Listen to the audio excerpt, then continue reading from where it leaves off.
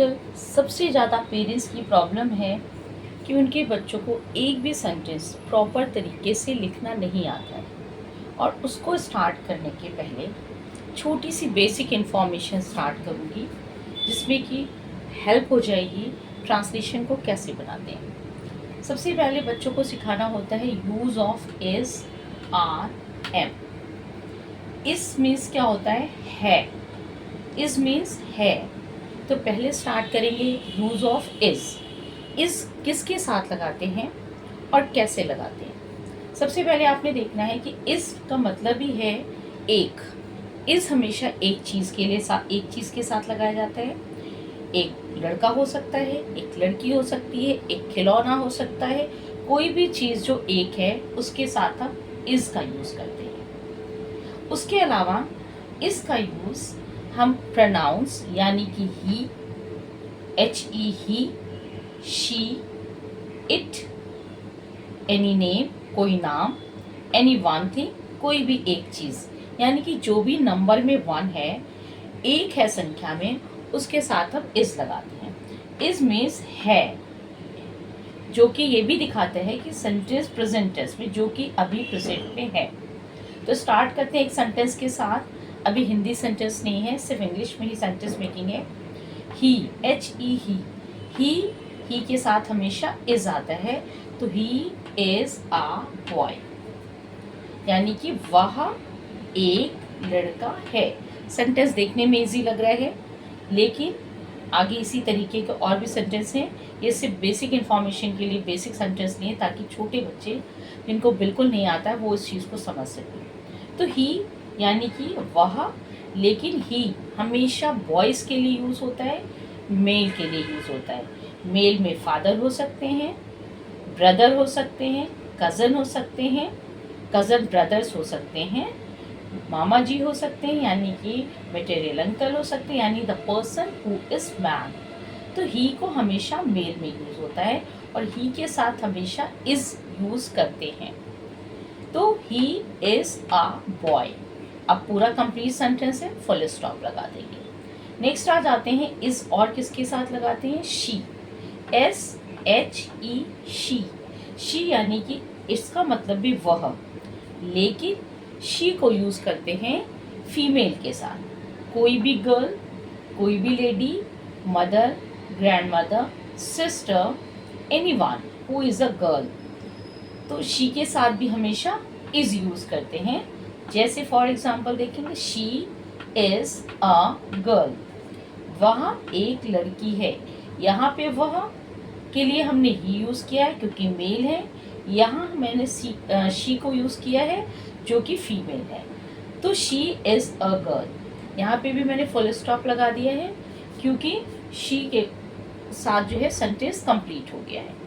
Next आ जाता है it. It का प्रयोग, इट को हमेशा यूज़ करते हैं non living thing, small things और एनी स्मॉल एनिमल, और एनी स्मॉल थिंग और नॉन लिविंग थिंग भी आप कह सकते हो। देखते हैं एग्जाम्पल।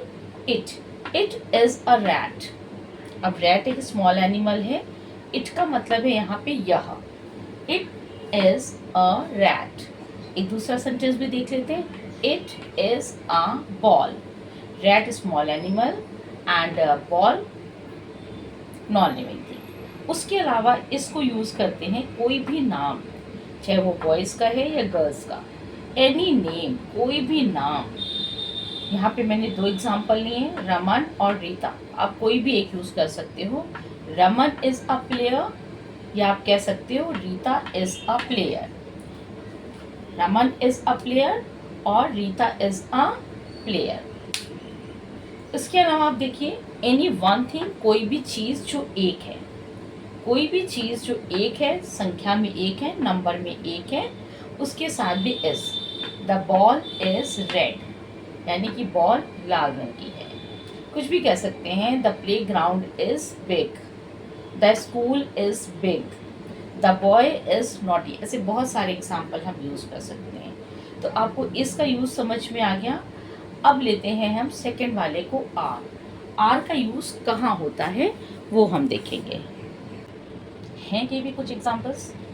अब आपने डिफरेंस देखा, इसमें था है, आर मीन्स हैं, एक डॉट, डॉट का मतलब है यानी कि मोर देन वन, है और है का डिफरेंस समझ लीजिए, है हमेशा एक चीज़ के लिए, हैं हमेशा एक से ज़्यादा के लिए। तो आर का यूज़ करते हैं, we always use are with the plural things, यानी कि एक से ज़्यादा होती हैं। अब प्लूरल में एक से ज़्यादा तो होती है, उसके अलावा प्रोनाउंस कौन से होते हैं?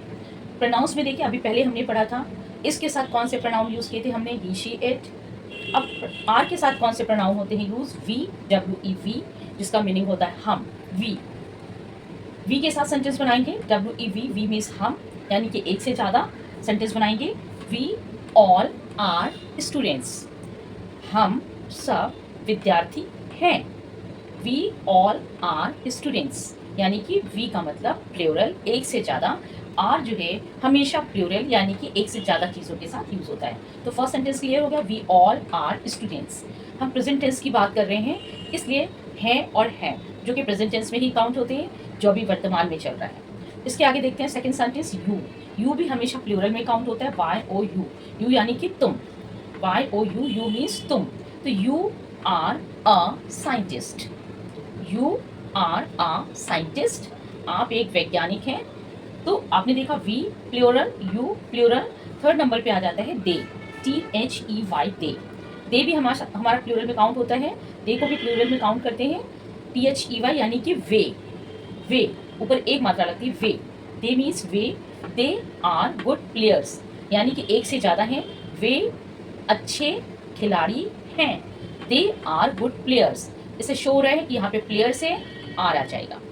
इतना क्लियर हो गया आपको कि दे आर गुड प्लेयर, दे भी काउंट होता है प्लूरल में। उसके अलावा कोई और भी चीज़ें हैं, जैसे मोर देन वन, एक से कोई भी चीज़ ज़्यादा, अगर एक चीज़ होती है तो हम उसके साथ पहले मैंने बताया इस यूज़ करते हैं। अगर एक से ज़्यादा हैं कोई भी नंबर्स में, या वी, यू, दे, या एक से ज़्यादा मोर देन वन, तो उसके साथ भी हमेशा आर यूज़ करते हैं। एग्जाम्पल देखते हैं, द फ्लावर्स आर ब्यूटीफुल, यानी कि फूल बहुत सुंदर हैं, फूल सुंदर हैं। The flowers are beautiful means फूल बहुत सुंदर है, बहुत नहीं है इसमें भी, मैंने वेरी नहीं लगाया है। द फ्लावर्स आर ब्यूटीफुल, फूल सुंदर हैं।